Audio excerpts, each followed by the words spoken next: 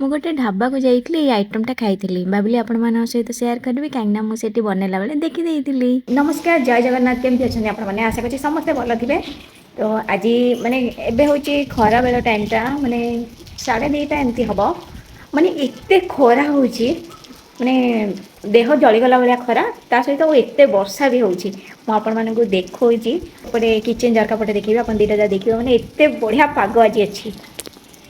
ଦେଖିପାରୁଛନ୍ତି ମାନେ ଖରାକୁ ଖରା ହେଉଛି ପୁଣି ଆଉଥରେ ବର୍ଷା ବି ହେଉଛି। ପ୍ରବଳ ବର୍ଷା ପ୍ରବଳ ଖରା ଆଉ ପବନ ବି କେତେ ବଢ଼ିଆ ହେଉଛି। ମାନେ ଖରା ବି ହେଉଛି ବର୍ଷା ବି ହେଉଛି। ଚାଲନ୍ତୁ ଖରା ହଉ ବର୍ଷା ହଉ କିନ୍ତୁ ଥଣ୍ଡା ଲାଗିଲେ ବାସ୍ ଯାହାହେଲେ ବି ଚଳିବ।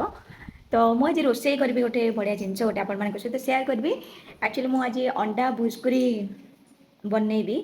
ଅଣ୍ଡା ଭୁଜିକୁରି ପାଇଁ କ'ଣ କ'ଣ ଦରକାର ସେଇଟା ମୁଁ ଆପଣମାନଙ୍କୁ ଭିଡ଼ିଓ ଦେଖି ଆଉ କେମିତି ବନା ହେଉଛି ସ୍ପେଶାଲ୍ ସେଇଟା ବି ମୁଁ ଆପଣମାନଙ୍କ ସହିତ ସେୟାର କରିବି। ଆକ୍ଚୁଆଲି ମୁଁ ଗୋଟେ ଜାଗାରେ ଖାଇଥିଲି ଅଣ୍ଡା ଭୁଜିକୁରି ବହୁତ ବଢ଼ିଆ ଟେଷ୍ଟ ଥିଲା। ତ ଆଉ ସେ ମାନେ ରେସିପି ଯେତେବେଳେ ସେ ବନାଉଥିଲେ ମୁଁ ସେତେବେଳେ ଟିକେ ନଜର ପକାଇ ଦେଇଥିଲି। ତ ଚାଲନ୍ତୁ ସେଇଟା ଟ୍ରାଏ କରିବା। ଟ୍ରାଏ କଲା ପରେ ଟେଷ୍ଟ କରିବି ଆପଣମାନଙ୍କ ସହିତ ସେୟାର କରିବି ଯଦି ଆପଣମାନଙ୍କୁ ଭଲ ଲାଗିବ ଘରେ ବି ବନେଇ ପାରିବେ। ତ ଦେଖିବା ଆଗ ଚ୍ୟାନେଲକୁ ଲାଇକ୍ ସେୟାର ଆଣ୍ଡ ସବସ୍କ୍ରାଇବ୍ କରିଦିଅନ୍ତୁ କାହିଁକିନା ବହୁତ ସାରା ଭିଡ଼ିଓ ଆସିବାର ଅଛି। ତ ଚାଲନ୍ତୁ ଡେରି ନକରି ମୁଁ ଆପଣମାନଙ୍କୁ ଦେଖାଉଛି ରେସିପି କ'ଣ କ'ଣ କେମିତି ବନା ହୁଏ ତ ଆପଣମାନେ ବି ଟ୍ରାଏ କରିପାରିବେ। ତ ଭିଡ଼ିଓ କଣ୍ଟିନ୍ୟୁ କରନ୍ତୁ ଲାଷ୍ଟ ଟାଇମ୍ ଦେଖନ୍ତୁ ରେସିପି ଦେଖନ୍ତୁ କ'ଣ କ'ଣ ପଡ଼ୁଛି କ'ଣ କ'ଣ ଲାଗୁଛି। ତ ଆଇ ହୋପ୍ ସମସ୍ତଙ୍କୁ ଭଲ ଲାଗିବ। ମୁଁ ଭିଡ଼ିଓ ଅନ୍ କରିବା ଭୁଲି ଯାଇଥିଲି ଦେଖନ୍ତୁ କଡ଼େଇରେ ପିଆଜ ଆଉ କଞ୍ଚା ଲଙ୍କା ପକାଇ ଦେଇଛି ତାପରେ ଆପଣମାନେ ଟମାଟୋ କାଟି ଦେଇଥିବେ ଅଣ୍ଡା ମୁଁ 4ଟା ନେଇଛି ଆପଣମାନଙ୍କ ଇଚ୍ଛା ଯାହା ନେବେ। ପିଆଜ ଫ୍ରାଏ ହେଲା ପରେ ଆପଣମାନେ ଟମାଟୋକୁ ପକାଇଦେବେ। ଟମାଟୋଟା ସିଝିଗଲା ପରେ ହାଲକା ଫୁଲକା ଲୁଣ ହଳଦୀ ଗୁଣ୍ଡ ଲଙ୍କା ଗୁଣ୍ଡ ଗରମ ମସଲା ଚିକେନ୍ ମସଲା ଯାହା ଯାହା ଅଛି ଆପଣମାନେ ଯାହା ଯାହା ୟୁଜ୍ କରୁଛନ୍ତି ସେସବୁକୁ ପକାଇଦେବେ। এইটা ଥିଲା ଆକ୍ଚୁଆଲି ଦେଶୀ ଚିକେନର ଗ୍ରେଭି ତ ଆକୁ ହାଲକା ହାଲକା ଦେଇକି ଆପଣମାନେ ତାକୁ କଷିବେ।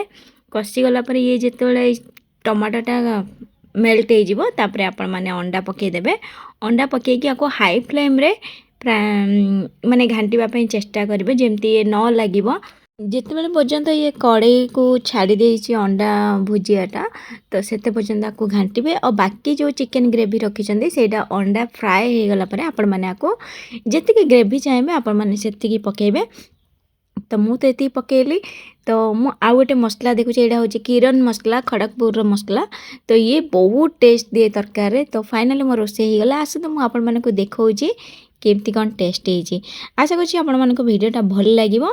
ତ ଯଦି ଭଲ ଲାଗିଥିବ ଲାଇକ୍ ସେୟାର ଆଣ୍ଡ ସବସ୍କ୍ରାଇବ୍ କରିଦେବେ। ପୁଣି ଦେଖାହେବ ଗୋଟେ ନେକ୍ସଟ ଭିଡ଼ିଓରେ। ତ ଖାଇବା ତ ଟେଷ୍ଟ ହେଇଛି ଆପଣମାନେ ବି ଘରେ ବନାନ୍ତୁ ଟ୍ରାଏ କରନ୍ତୁ କେମିତି ଲାଗିଲା କମେଣ୍ଟରେ କୁହନ୍ତୁ।